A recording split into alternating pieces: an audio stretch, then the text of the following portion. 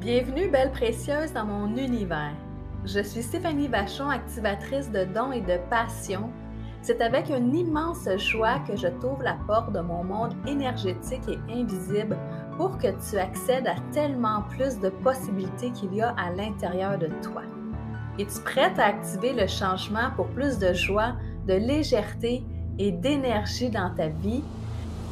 Si oui, je t'accompagnerai à éveiller ton feu intérieur pour que tu puisses te créer une vie riche de sens.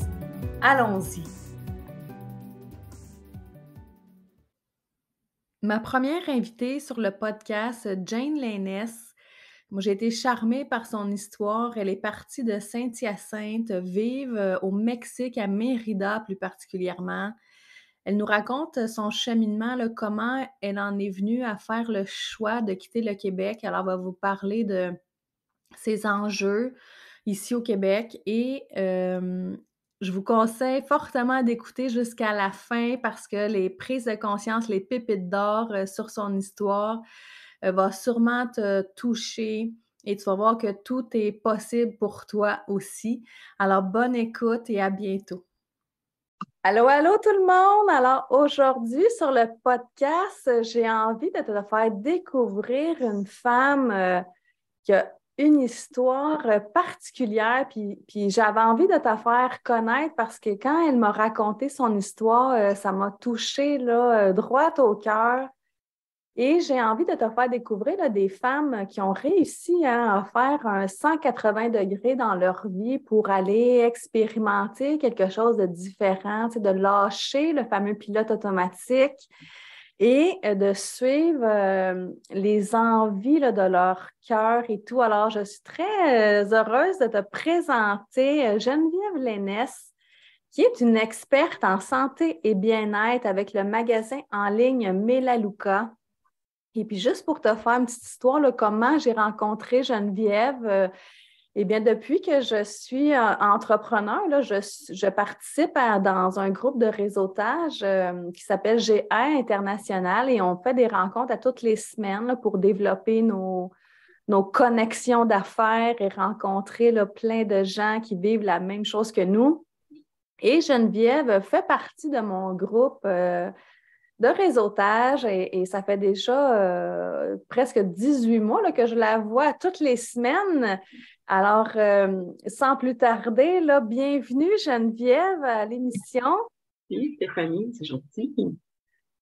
Alors, parle-moi là, de ton histoire. Qu'est-ce que tu faisais avant, puis pour qu'on puisse comprendre là, le changement que tu as vécu? Donc, moi, j'ai commencé ma carrière à 22 ans dans le service alimentaire. À 22 ans, tu es encore un baby. Tu connais pas grand-chose de la vie, tu connais pas grand-chose de comment travailler non plus, puis avoir un poste comme représentante en alimentation. Donc, ce que j'ai fait, c'est que j'ai fait un DEP en vente conseil à l'école professionnelle de Saint-Hyacinthe avec l'ASP, qui m'a permis aussi d'aller faire, on était à la première cohorte, d'aller faire aussi un stage en France pour connaître aussi le marché du détail. Moi, j'étais comme, mon Dieu, hey, un stage en France pour voir comme une autre fois Paris, why not? Donc, je suis partie là-bas, puis par la suite, j'ai appliqué en alimentation. Oui, j'ai eu des difficultés dans le sens que les gens disent ah, ben, tu on n'a pas bossé, tu n'as pas d'expérience, tu es trop jeune, ah, ben, tu serais vraiment parfaite pour un poste d'apprenti représentante, mais malheureusement, c'est pas ouvert. Donc, mes parents qui travaillaient déjà en alimentation depuis une vingtaine d'années, j'ai utilisé ces contacts-là. Puis, en fait, ma mère a rentré en communication avec Mathieu, qui était courtier en alimentation, qui a donné mon CV à la directrice des ventes.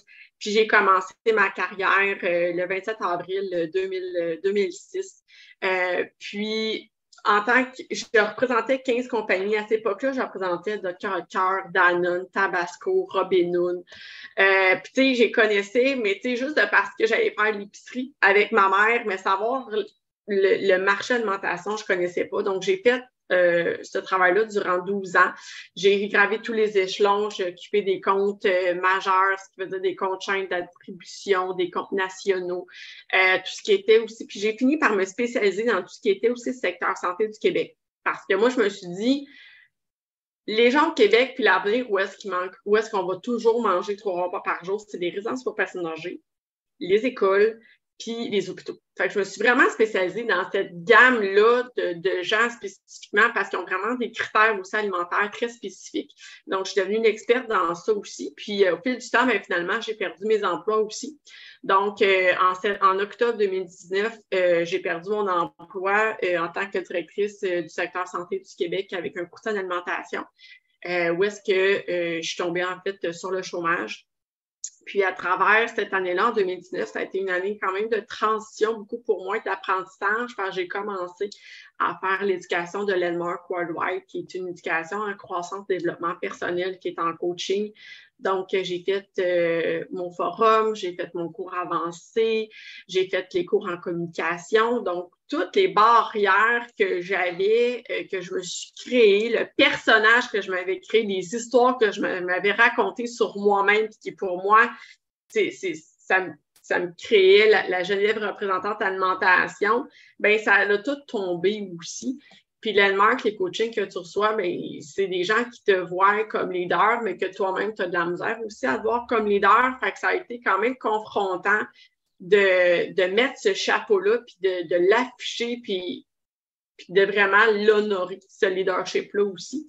Donc, j'ai perdu mon emploi, puis la pandémie est arrivée en 2020, comme on sait tous. Donc, à travers ça, j'ai continué à faire mes cours avec Landmark, puis en mai 2019, propriétaire d'un quadruplex à Saint-Hyacinthe, où est-ce que j'ai décidé de me lancer dans cette aventure-là de la construction d'un quadruplex et finalement gérer aussi des locataires. C'est pour moi aussi un apprentissage en soi parce que tu gères en fin de compte des humains sur ta propriété, les ententes aussi avec la régie de logement, faire les baux. C'est beaucoup d'apprentissage pour moi aussi. Puis en avril 2020, j'ai un papa monoparental qui a fait une tentative de suicide à l'appartement. Donc, pour moi, j'ai trouvé ça quand même difficile à gérer. J'ai donné quand même des outils dans le sens d'aller voir peut-être le CLSC ou des maisons qu'on a à Saint-Hyacinthe, mais même là, en tant que propriétaire, on n'a pas une liste nécessairement de ressources. Puis on ne sait pas c'est quoi nos droits, puis les droits du locataire, comment on peut soutenir cette personne-là, parce que c'est quand même sur notre responsabilité aussi en soi. Donc, il est parti. Puis après ça, le 6 mai, ben là, j'ai eu à minuit la visite de la police, où est-ce qu'en fait, j'ai eu la plainte de ma locataire qui se plaignait de mon locataire au-dessus, qui faisait vraiment beaucoup de bruit. Donc, il avait bu plusieurs bouteilles d'alcool, du Red Bull, du café. C'est un beau cocktail pour que tes deux fils se touchent, puis que finalement, il est en crise, puis il a fallu qu'il rentre finalement à l'hôpital. Pour que la police me rappelle le lendemain matin puis me dire qu'il va garder mon locataire quelques jours. Puis, ben, à partir de ce moment-là, les plaintes des locataires, la procédure au niveau de la logement, la rencontre de la police à tous les mois a rentré à partir du 6 mai. Donc, moi, tous les mois, même, je me souviens, au mois de juin, le 10, 11, 12 juin, la police est venue tous les jours à la maison par cause de bruit, de dérangement. Puis finalement, ben, j'ai su par le diagnostic aussi des policiers parce qu'ils font quand même des études en santé mentale aussi, c'est parce qu'on est appelé souvent à des cas comme ça. C'est un cas en schizophrénie finalement. Donc, c'est une personne qui était à la retraite, mais qui portait, avant la pandémie, il était bien tranquille, il était chez eux, il ne posait pas de questions, tout était beau. Mais là, avec la pandémie puis les confinements, ça a comme sauté des certains câbles. Puis, ce qui fait qu'il a été mis de retour, finalement, dans notre système de santé parce que son psychiatre, lui, était parti à la retraite et il avait écrit dans son dossier qu'il avait plus besoin de suivi psychiatrique. Puis, ce qu'on a découvert, finalement, dans son appartement aussi, c'est qu'il ne prenait pas ses médicaments de façon régulière non plus. Fait que quand tu ne prends pas tes médicaments de façon régulière, plus un mélange de Red Bull, café, vin, ben c'est sûr que là, tu comprends pas en tant que schizophrène.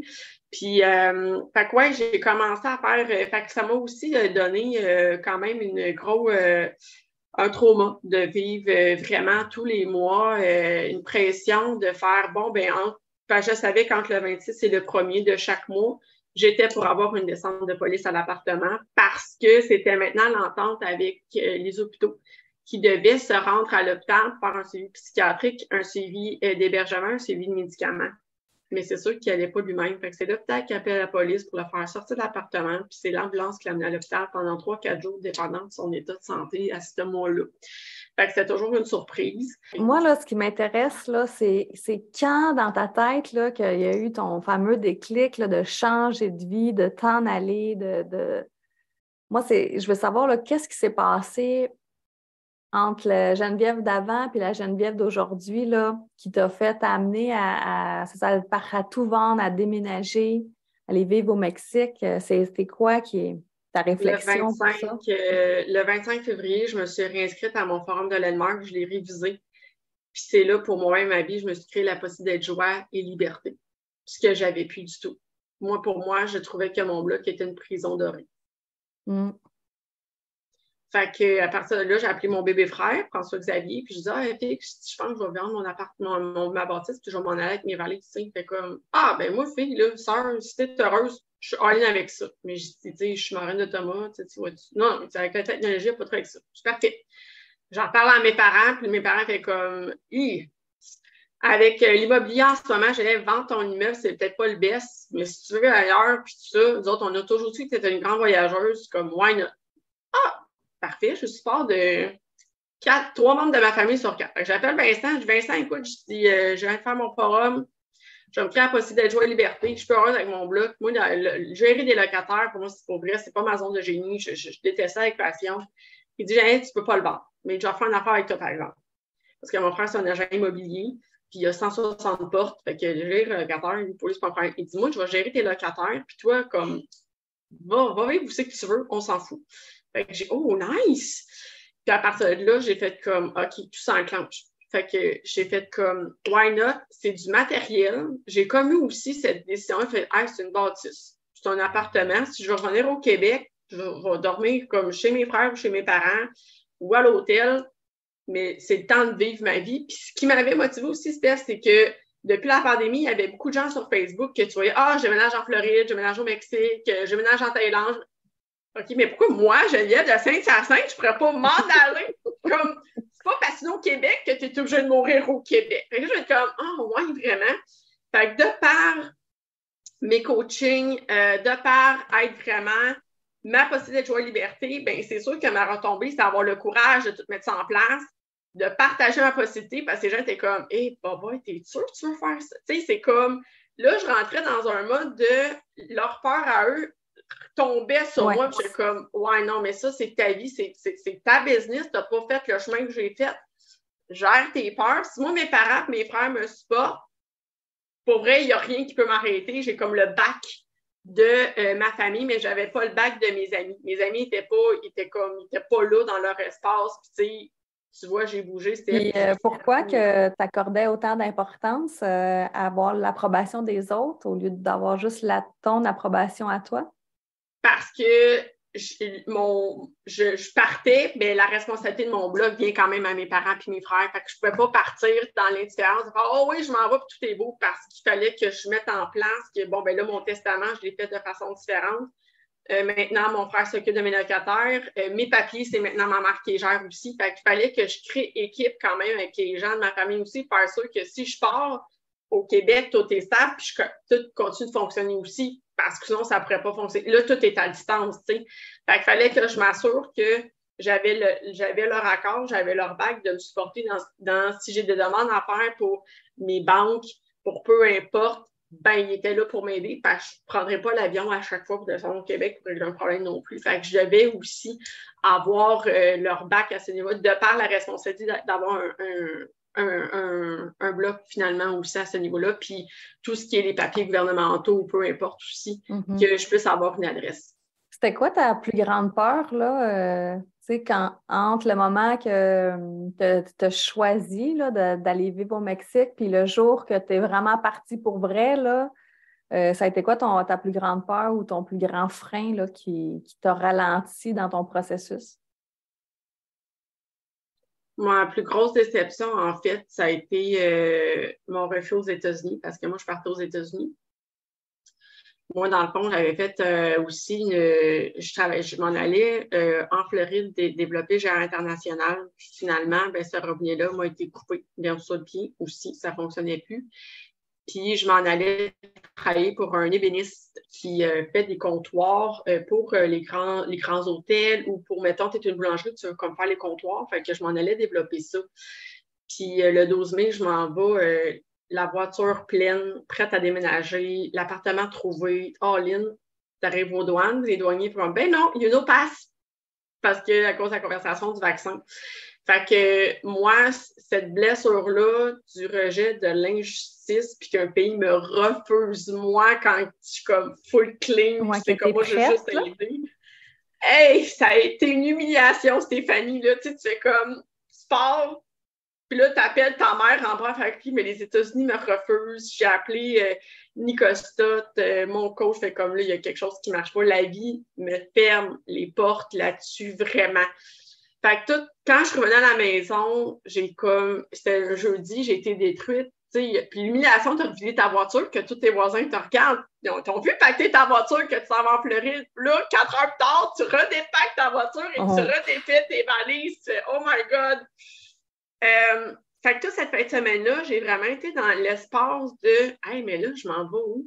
Parce que moi, mon appart est signé. Je suis présentement officiellement à la rue parce que le 1er juillet, mon appart est loué. J'ai tout vendu mes trucs, fait que je ne veux pas les racheter non plus. Puis je veux vraiment m'en aller à l'extérieur aussi du Québec, mais où maintenant? Où je m'en vais? Toi, tu avais vraiment le défi, là, ça, parce que dans le programme que tu faisais, tu t'étais mis les mots c'est joie et liberté, hein, tes intentions. Fait que là, tu te ramassais que là, tu te sentais pas libre nécessairement de toute la nouvelle vie qui t'attendait en Floride. Exact. Mais là, pourquoi le Mexique et Mérida, Ben, hein, je pense que c'était à Mérida. oui, exact. J'ai pleuré tout le week-end, puis le mardi, une de mes chums de filles, elle m'a appelé. Hey, j'ai mon Dieu, on est rendu mardi, tu dois être rendu en Floride. Comment était ton chemin? Je dis, ben non, je suis back à Saint-Hyacinthe. Comme ça, c'est ça. Là, j'explique l'histoire des frontières. Puis finalement, elle dit, ben pourquoi tu ne vas pas à Mérida? Je dis, ben, premièrement, Mérida dans le monde, c'est où? Elle dit, c'est au Mexique, c'est une des villes les plus sécuritaires au Mexique, puis la deuxième en Amérique du Nord, tu sais.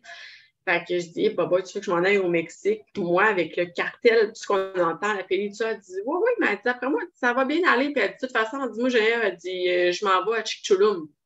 Fait qu'elle dit, on va être proche l'une de l'autre, tu sais, s'il y a de quoi. Fait qu'on parle aussi 24 heures plus tard à Roman, qui est un Français qui habite à Mérida depuis 6 ans, qui m'a expliqué comment ça fonctionnait ici. Je fais comme, ah ouais, ça pourrait être nice. 24 heures plus tard, je trouve mon appartement dans lequel je suis. Puis ce que j'ai su aussi, parce qu'on est très dans l'énergie, Steph, on est très connectés. Puis quand c'est facile, ben, c'est parce que tu as le chemin de ton âme. Ouais. Fait que quand j'ai fait OK, Romane, c'est ça, j'ai trouvé mon appartement pendant 6 mois, puis après ça, tout s'est enclenché de façon facile à partir que OK, je m'en vais à Mérida. Ben, après ça, ça a été Mérida passer Mérida. C'est le chemin de mon âme qui s'en va là.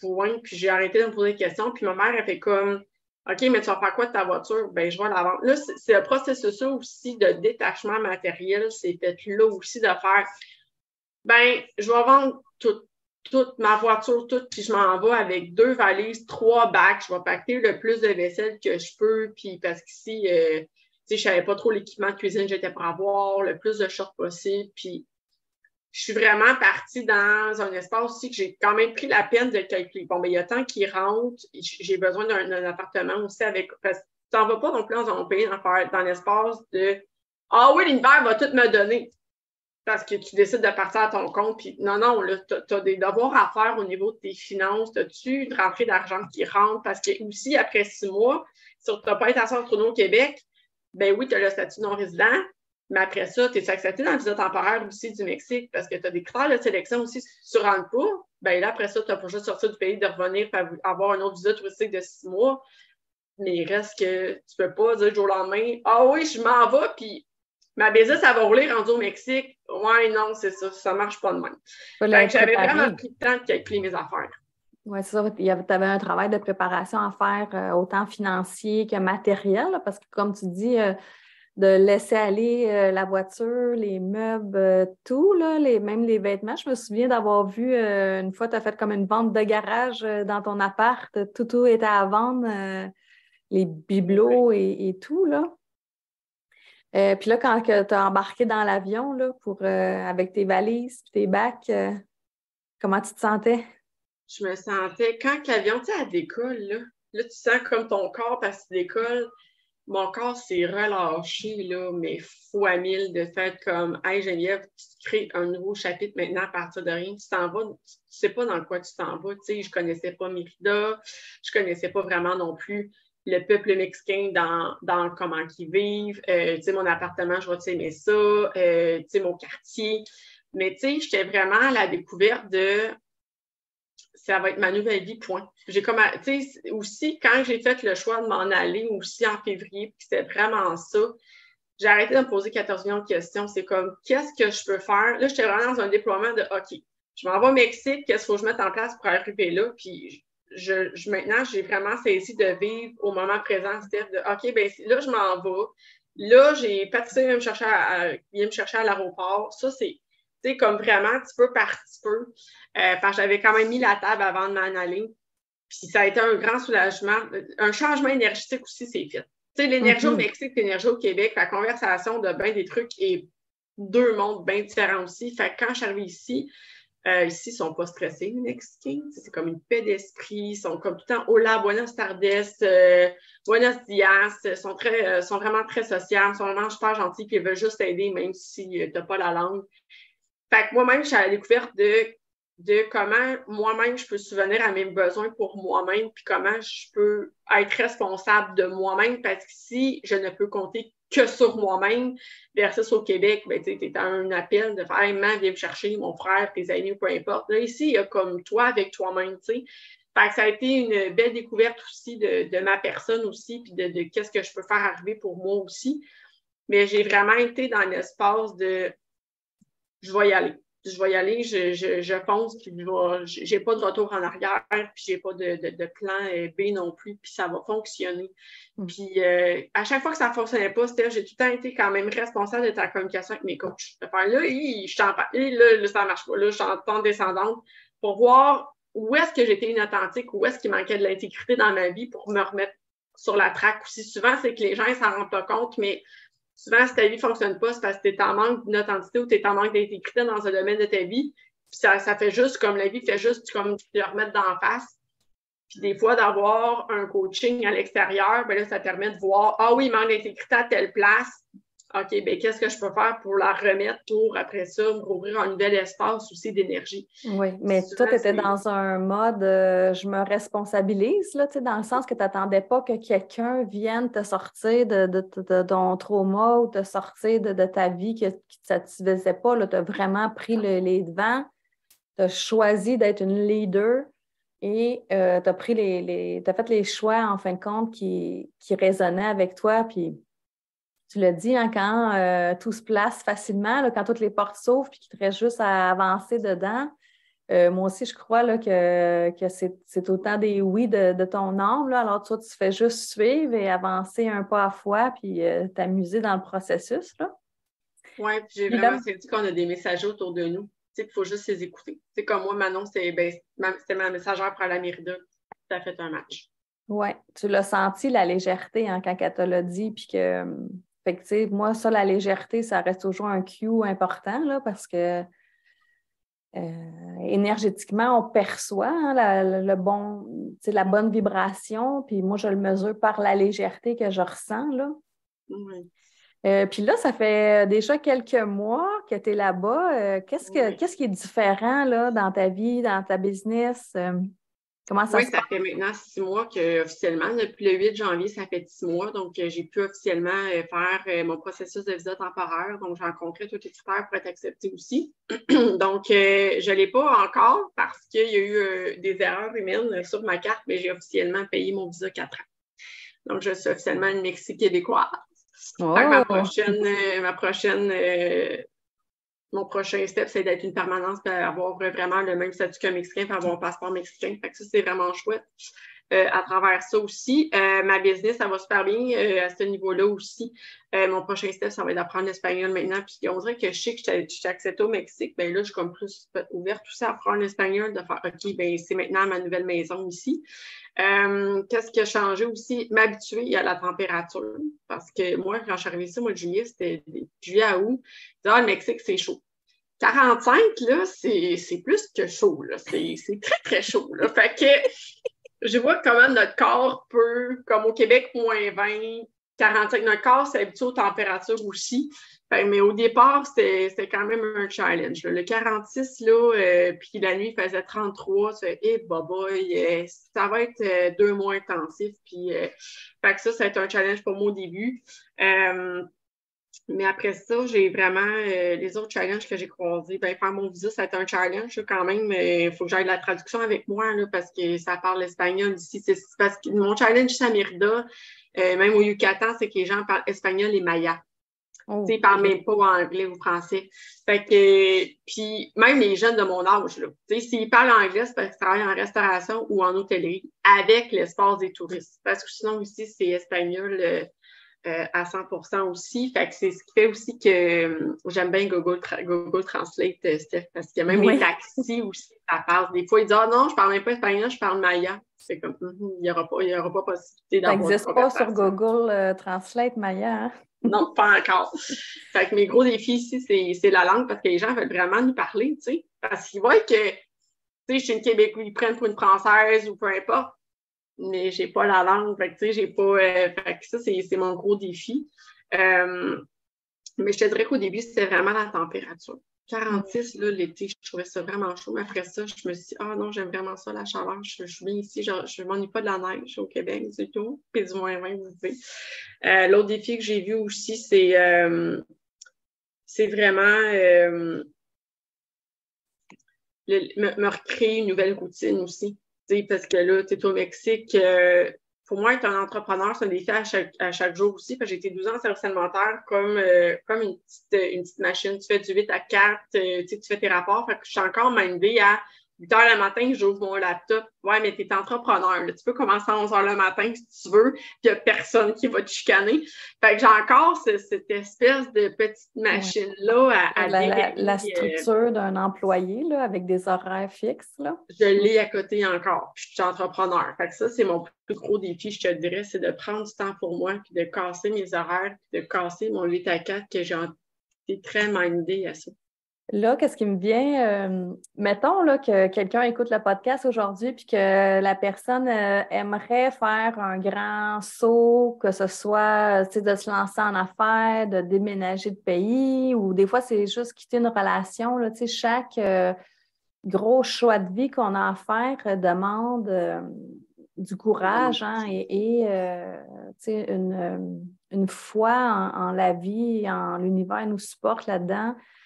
Si tu avais un conseil ou une façon de faire à donner, là, comme mettons ton meilleur conseil que tu donnerais à quelqu'un qui doit faire un grand saut pour quelque chose, ça serait quoi? Plusieurs choses. Responsabilise-toi. Que tu sois une mère, que tu aies un chum, des enfants, tu es responsable de ton propre bonheur. Il n'y a personne qui va te le donner. Fait que si tu t'attends à l'extérieur, tu l'auras. Je vais le répéter là, parce que ça fait vraiment plein de sens. Là. Tu es responsable de ton propre bonheur. Je l'entends souvent, là, les justifications, là, comme dirait Karine Champagne, on a tout le temps plein d'excuses hein, pour rester dans notre caca. Alors, c'est vraiment bon, là, qu'est-ce que tu dis? Ben, c'est ça que j'avais saisi, Steph, quand j'ai refait mon forum, je fais comme Colin, je jure, t'es donc bien pas, t'as pas de bonheur. T'as pas de bonheur. Puis moi, j'ai tout le temps été comme, hop, la vie, pétillante. Puis là, depuis, comme, avec mes événements, tu sais, fait que de mai à février, je suis comme, Colin, j'ai plus de joie de vivre, j'ai plus de bonheur. Mais là, c'est-tu ma mère qui va me le donner? C'est-tu le gouvernement? C'est-tu mes frères? C'est-tu mes chums de filles? C'est comme, fait que là, pendant mon forum, honnêtement, je regardais ça. Puis c'est pour ça que Joie et Liberté est venue. Fait que je suis comme, hey, je suis plus heureuse. OK, mais qui va me donner ma joie de vivre? Bon, mais c'est moi. Fait que là, c'est tout là que le sens d'être responsable de soi a comme repris un autre niveau de hey, mais là, si je suis pas heureuse, OK, mais qu'est-ce qui manque dans ma manière d'être? Ben, c'est joie et liberté. OK, mais si mon contexte que j'ai actuellement ne correspond pas à mon bonheur, qu'est-ce que je peux créer pour être heureuse? Ah, ben, c'est partir du Québec, ben, ça va être ça. Tu sais, fait que j'ai vraiment allumé que si t'es pas joie, bonheur, qui sont les vibrations les plus hautes, je me trompe pas, après l'amour, là.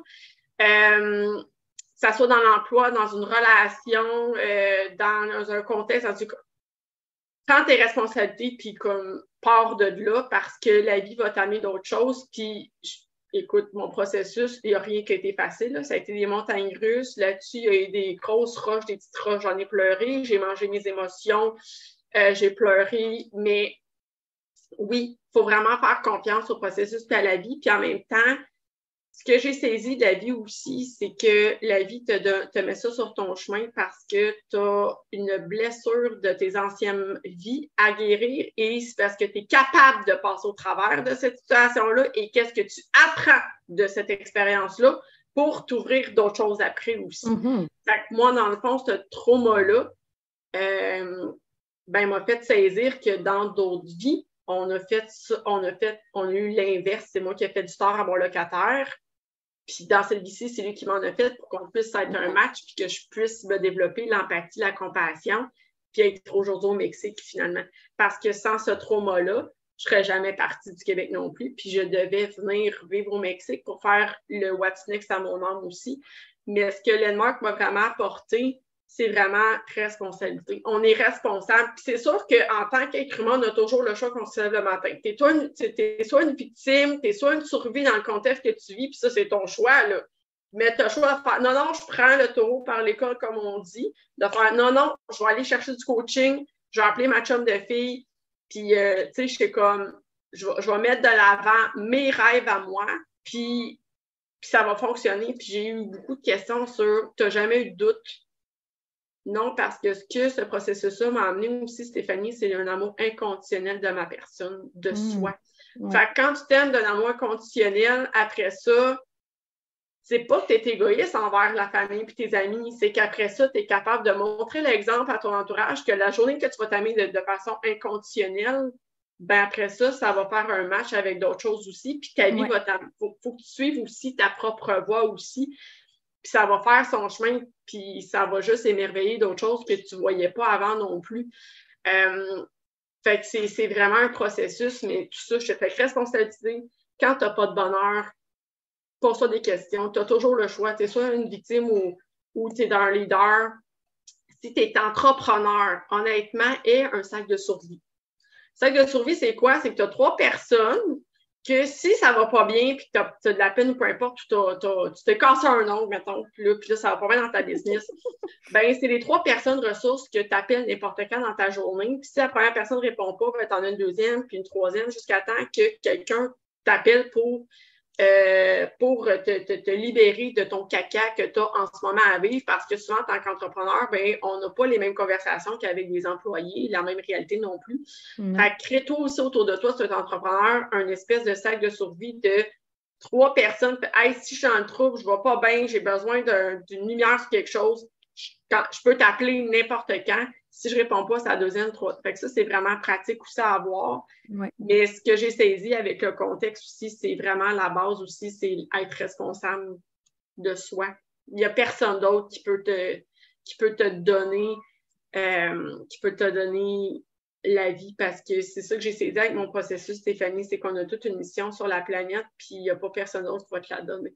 C'est juste toi. Fait qu'il faut que tu sois responsable de ce que tu vas apporter aux autres, puis le devoir de ce que tu es venu faire ici aussi. C'est pas ton chum, c'est pas tes enfants, c'est pas ta mère, c'est pas ton père qui va te le donner. Fait que sois à la découverte aussi de ça. Puis les gens, souvent, ils se créent des personnages. Ah oui, moi, je suis anxieux. Ouais, mais moi, tu comprends pas. Mais ça cache quoi en arrière réellement? Parce qu'honnêtement, t'es pas né anxieux. Là. Tu t'es généré ça. Mais qu'est-ce que ça cache? Fait que t'es inauthentique envers toi-même. Ouais, mais moi, tu comprends pas, je suis anxieuse.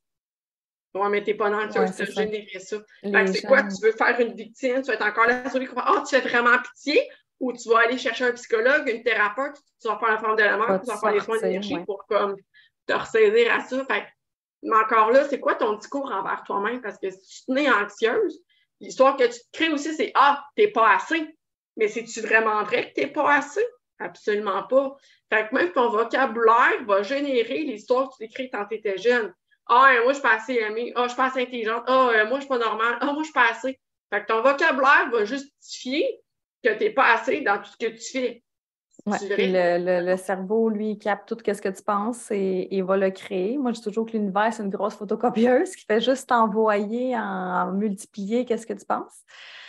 Puis ce que tu dis, parce que comme tu as nommé, plus tu le nommes, plus tu envoies à l'univers ça. Fait que plus tu nommes que tu es passé, plus l'univers va faire t'es stressé, on va tout faire en sorte que tu es stressé parce que tu le nommes que tu es stressé. Fait la puissance de notre parole, comme tu viens de dire, est extraordinaire au niveau de l'univers parce que plus tu nommes quelque chose par ta parole, plus l'univers fait t'es stressé, mais on va tout te donner dans ton chemin d'être encore plus stressé, peut-être dans le caca. Ça, c'est sûr. Plus tu vas nommer tes leaders, abondance, tes amours, plus ils vont mettre ça sur ton chemin. L'importance de choisir nos mots, nos pensées. C'est Hey, merci beaucoup, Geneviève, pour cette belle rencontre. Il y a plein de pépites d'or là, dans qu'est-ce que tu as nommé. Puis moi, ce que je vais retenir, là, 2 affaires qui m'ont vraiment sauté aux yeux, là, c'est de se responsabiliser puis que tu as dit, il n'y a pas personne qui va venir faire notre bonheur. C'est pas le gouvernement, c'est pas notre conjoint, c'est pas nos parents. C'est vraiment à nous de choisir ça. Et ton truc, là, le sac de survie, là, moi, je dirais, pas juste les entrepreneurs, mais pour tout le monde, qu'on ait 3 personnes de confiance dans notre sac de survie, là, ça, je ne l'ai pas fait. Je ne l'ai jamais fait, cet exercice-là, mais tu m'as inspiré à faire ça. Si les gens là, veulent en savoir plus sur toi, ta business, comment les gens peuvent entrer en contact avec toi? Moi, en fait, Jen Lénès, c'est mon numéro, c'est mon nom sur tous les réseaux sociaux, donc que ce soit LinkedIn, Facebook, ma page pro, TikTok, Instagram, c'est Jen Lénès partout. J'ai un site internet qui est jenlénès.com aussi. Donc, j'ai mis Jen Lénès partout, là, comme ça, c'est plus facile pour les anglophones, Stéphanie, parce que ça fonctionnait pas du tout. Puis les Mexicains, est-ce qu'ils comprennent ça, Jen Lénès? Oui, puis il essaie de faire Genevieve. Fait que là, je fais comme, hey guys, c'est moins compliqué, ça va être Renoveva. Ils font, Renoveva. Bueno. Fait que ça sonne bien dans l'énergie, en tout cas, le nom que tu as nommé. Ouais. Ben, toi, je pense que c'est Stéphanie. En espagnol, c'est Stéphania? Mais je pense que c'est Elle Stéphanie ou Elle Stéphania, quelque chose comme ça. Ah, c'est beau ça aussi. J'aime ça. Alors, je vais mettre toutes tes coordonnées là, avec le podcast. Si vous voulez, vous allez avoir tous les liens là, pour découvrir l'univers de Geneviève ou de Jen Lénès avec les produits Melaleuca, là, des produits pour transformer votre vie. Alors, merci Geneviève de ta présence. Ça me fait vraiment plaisir de te recevoir. Alors, merci tout le monde. À bientôt. Salut. Merci.